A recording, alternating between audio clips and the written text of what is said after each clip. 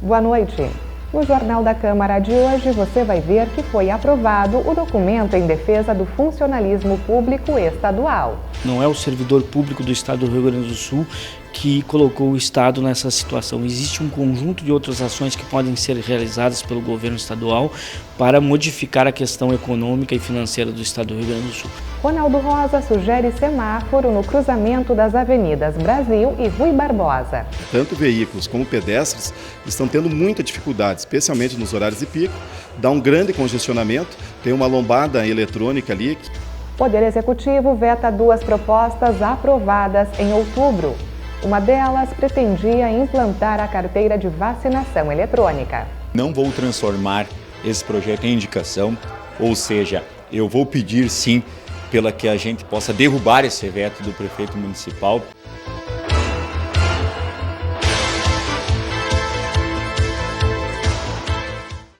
Um documento em defesa do funcionalismo público estadual foi acrescentado à ordem do dia.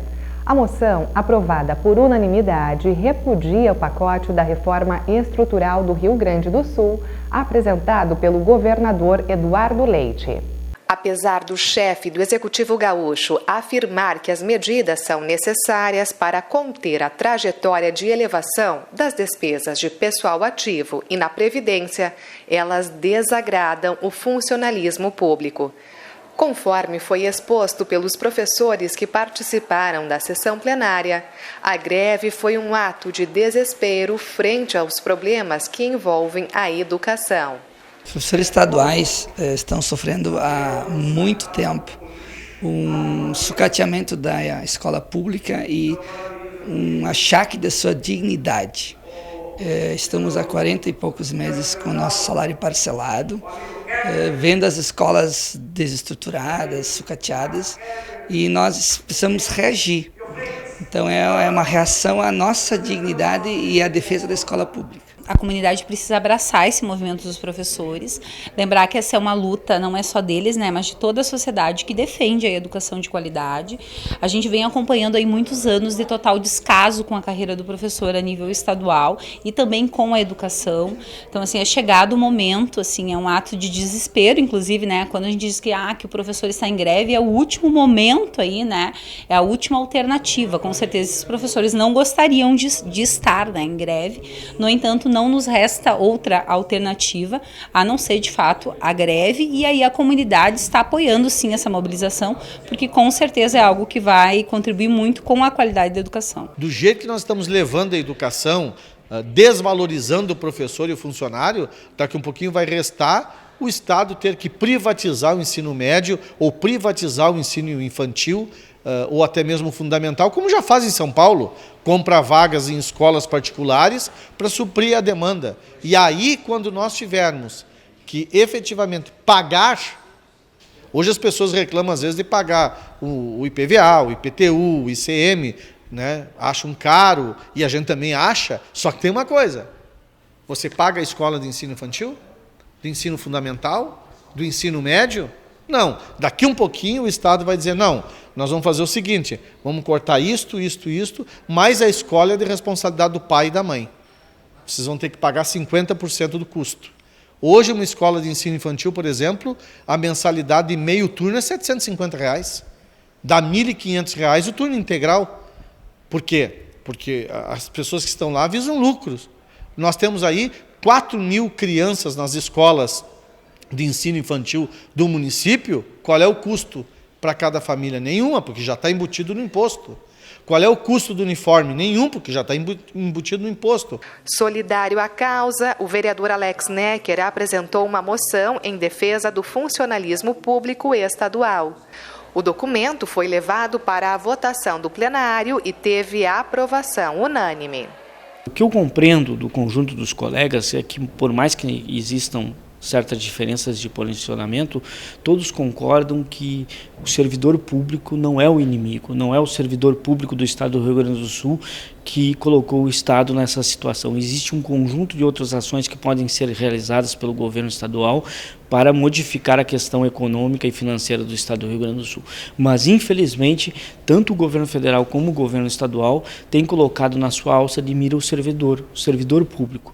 Ele tem sofrido as maiores perseguições, as maiores retiradas de direito, ele tem sofrido na pele as dificuldades que o Estado do Rio Grande do Sul vem enfrentando há muitos anos e que agora, infelizmente, mais uma vez, o governo aponta para o servidor como uma possibilidade de solução. E nós sabemos muito bem, a solução não é essa, e que quem vai acabar sofrendo com esses ataques é o servidor público de um primeiro momento, mas num segundo momento é a população que vai precisar da prestação do serviço e, infelizmente, não vai conseguir em virtude da grande redução do número de prestadores de serviço, dos serviços decaírem em qualidade, da desmotivação de quem hoje está no serviço público e de quem pretenderia a ascender a esse serviço público através do concurso. Então nós estamos vendo um processo de desmotivação e de desvalorização do Estado como um todo. O documento, claro, agradou os servidores públicos. Representando o Sindicato dos Técnicos Científicos do Rio Grande do Sul, Paulo Cornélio disse que a moção reflete o pensamento dos passofundenses sobre esta temática.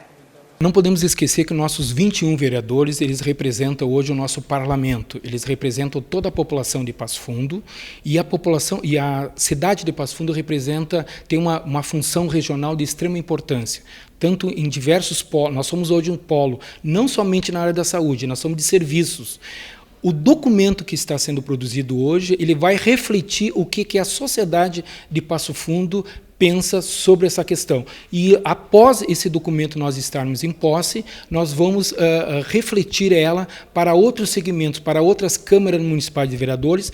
Vamos pegar esse documento, inclusive, vamos sentar com alguns deputados estaduais que representam a nossa região, apresentando que o nosso parlamento, os nossos 21 vereadores já tomaram uma posição para tentar sensibilizar o governo estadual para sentar na mesa e começar a negociar um pacote que nós achamos ainda extremamente nefasto para a qualidade de vida da população do Rio Grande do Sul. O que está sendo debatido a nível nacional e estadual, eu não sou contra. Eu acho que as pessoas têm que discutir a questão do funcionalismo, a questão da estrutura do Estado, do custo do Estado. Agora, nós não podemos 880. Não podemos achar que desmontar com o Estado, desmontar com os funcionários, desvalorizar o funcionalismo público como se colocasse tudo mesmo no mesmo balaio. Não, nós temos muitas pessoas boas, competentes, eficientes, que trabalham, que dão resultados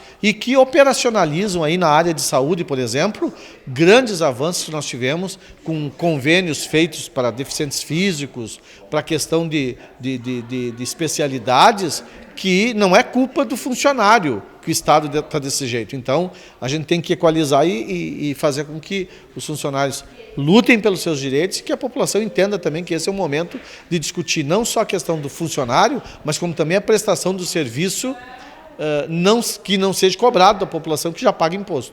Tenho percebido que a comunidade está bem atenta a tudo isso e entendendo a importância, inclusive, nos apoios que já tem nos dado. Pela primeira vez a gente percebe assim o quanto a comunidade entendeu o ataque que os professores estão sofrendo e como manifesta a preocupação, porque todo mundo entende o que é ter o salário parcelado. Há 40 e poucos meses, não é um ano, não é dois, são quase 4 anos já com essa situação. E eu penso que é importante que a comunidade entenda que os professores, além de estarem lutando por seu salário, pela dignidade e reconhecimento da sua profissão, estão lutando muito para que a escola pública não se extinga ou não seja mais desvalorizada ainda. E veja depois do intervalo outras informações do Legislativo Municipal. Nós já voltamos.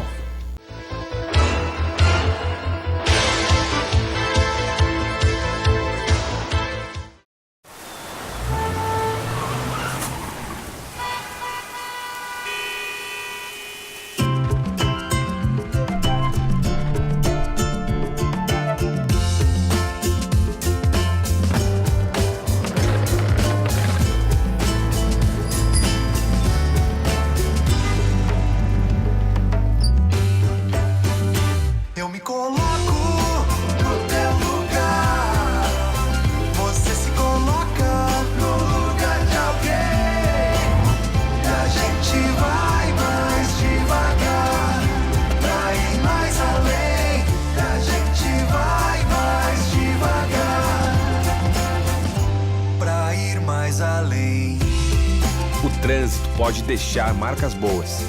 E a gente vai mais devagar pra ir mais além.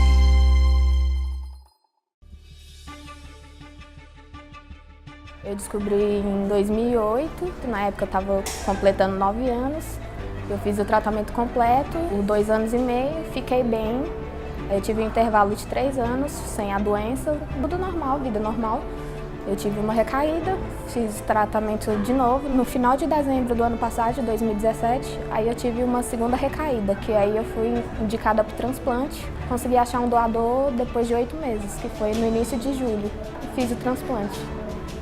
O pessoal da minha família, amigo, todo mundo fez uma campanha bastante grande aqui em Brasília. Levaram várias pessoas ao Hemocentro daqui de Brasília. Além da doação de sangue, também eles fizeram para a doação do cadastro de medula. E muita gente acabou se conscientizando, muitas pessoas que nem sabiam que é o real motivo da doença, que poderia ajudar uma pessoa que está precisando. Quando a gente fala em doação de medula óssea, a gente está falando de uma compatibilidade entre padrões genéticos. Compara um padrão genético de uma pessoa com a outra, através dessa compatibilidade entre as pessoas, estima-se a possibilidade de um transplante dar certo e de não ter uma complicação. É simples. Para você se cadastrar como doador, basta você ir a um hemocentro e falar isso, quero me cadastrar como sendo doador. Eles vão coletar algumas amostras de sangue, verificar o seu padrão genético. Isso não indica que você vai doar, mas indica que você tem a vontade e um dia você pode ser chamado para fazer uma doação. Eu gostaria de agradecer, porque mesmo eu não sabendo quem foi o meu doador, é uma pessoa importante. Ele está em algum lugar, ele ajudou muito. Pode dizer que é um recomeço.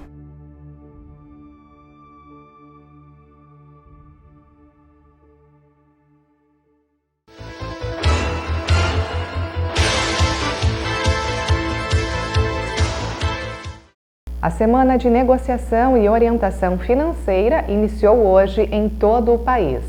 Durante o mutirão, parte das agências bancárias terá horário estendido. Entre as instituições estão o Banco do Brasil, Banrisul, Caixa Econômica Federal, Itaú, Santander e Bradesco. A lista completa pode ser acessada no site Papo Reto da Febraban. O vereador Ronaldo Rosa está sugerindo a instalação de um semáforo no cruzamento das avenidas Brasil e Rui Barbosa, no bairro Petrópolis. Conforme o parlamentar, diversos empreendimentos estão instalados naquela região da cidade, o que aumenta a circulação de veículos. Avenida Rui Barbosa, onde fica o Sétimo Céu, que é um ponto turístico da cidade de Passo Fundo agora, especialmente depois dos investimentos feitos lá e a recuperação daquele espaço físico. Mas é importante lembrar que ali nós tivemos recentemente a instalação de um grande empreendimento em Passo Fundo, que é as lojas Avan, que também atraem compradores de toda a região. Ali também nós temos uma faculdade e ali também é a principal entrada e saída de Passo Fundo. O principal no sentido de movimento, é onde se registra mais movimento, tanto de entrada como saída da cidade. Naquele cruzamento ali, as pessoas que precisam atravessar a Avenida Brasil de um lado para o outro, tanto veículos como pedestres, estão tendo muita dificuldade, especialmente nos horários de pico. Dá um grande congestionamento, tem uma lombada eletrônica ali, que é para controlar o excesso de velocidade, mas aquela lombada também está contribuindo para o congestionamento, e aí as pessoas não conseguem, às vezes tem que ficar 5, 10 minutos para conseguir atravessar a Avenida Brasil de um lado para o outro. Então, uma forma mais eficaz de resolver isso é justamente se colocar ali um semáforo, onde se tenha o tempo reservado, tanto para quem vai fazer a travessia da avenida, como quem segue pela avenida, e especialmente também a grande preocupação na questão dos pedestres, já que há um grande fluxo de pedestres transitando ali e com intenso movimento os pedestres não conseguem atravessar e quando conseguem ainda sempre correndo o risco de um acidente, um atropelamento. 2 propostas aprovadas em outubro foram vetadas pelo Poder Executivo. As comunicações foram feitas durante sessão plenária. Um projeto totalmente rejeitado era do vereador Gleison Consalter. Ele pretendia implantar a carteira de vacinação eletrônica. Afinal de contas, este é um documento de extrema importância para comprovar que a imunização está em dia, além de ser obrigatório para o ingresso e a permanência de crianças e adolescentes na escola. Conforme o parlamentar, a medida facilitaria o acesso às informações e traria economia de recursos. Já deixei claro no plenário para os nobres colegas que não vou transformar esse projeto em indicação, ou seja, eu vou pedir sim pela que a gente possa derrubar esse veto do prefeito municipal, visando os benefícios que esse projeto visa para toda a comunidade. A gente sabe que muitas mães, muitos pais têm os seus filhos pequenos e com o passar do tempo acabam deixando de lado, esquecendo em algum cômodo de sua casa, cai no esquecimento a questão da carteirinha de vacinação do seu filho. E essa iniciativa trata-se justamente de aglomerar em dados em diversos pontos dos CAIs, principalmente nas áreas de saúde, nos CAIs, na própria Secretaria Municipal de Saúde, armazenado, né, em computadores, o que visa favorecer essas mães que chegam em determinado momento para qualquer vacina do seu filho, não poder comparecer com a sua carteira física de vacinação, mas lá os dados estarão aparecendo para a atendente. Então, ou seja, ela não vai deixar de dar essa vacina para o seu filho, porque a gente sabe que aqui a gente está tratando também da saúde das nossas crianças, e já rege uma lei também federal que já consta isso também, tem também esses dados já armazenados, mas muita gente não sabe. Muita gente não sabe, então a gente colocou para ser lei municipal para facilitar esse acesso. Então espero que os colegas entendam essa proposição e pela derrubada desse veto. A outra proposição vetada era para criar o Programa Municipal de Reaparelhamento e Incentivo à Segurança Pública. Conforme o vereador Márcio Patucci, a expectativa é viabilizar projetos e ações com auxílio de contribuintes. E hoje nós vamos conhecer um pouco da trajetória do professor Clóvis Augusto Kimpel, mais conhecido como Javali. Ele é o convidado do programa Câmara Esporte. Eu vivia junto ao Esporte Clube Gaúcho, junto aos técnicos, junto aos jogadores, em volta do estádio Volmar Salton, e o sonho de ser atleta, como todo garoto. Mas só que fisicamente não indicava para ser um goleiro de futebol. Exato. E a gente passou a conviver, e a gente pode lembrar assim, o seu Pantaleão. Ele era diretor das escolinhas do Gaúcho, a escolinha do Periquito. E um fato curioso, quando nós deixamos de ter a idade para participar das escolinhas, ele me chamou na casa dele e disse assim: "Bah, Java, eu gostaria que tu continuasse nas escolinhas, apesar da idade, porque a minha esposa gosta da tua educação, do teu jeito de ser, de tratar os outros colegas." Talvez ali seria o início de ser um professor, um técnico. A gente já com 16 anos, a gente não imaginava isso, né? E ali a gente passou a conviver mais como auxiliar ali no Gaúcho. O programa Câmara Esporte vai ao ar logo após a sessão plenária. Uma boa noite e um ótimo início de semana.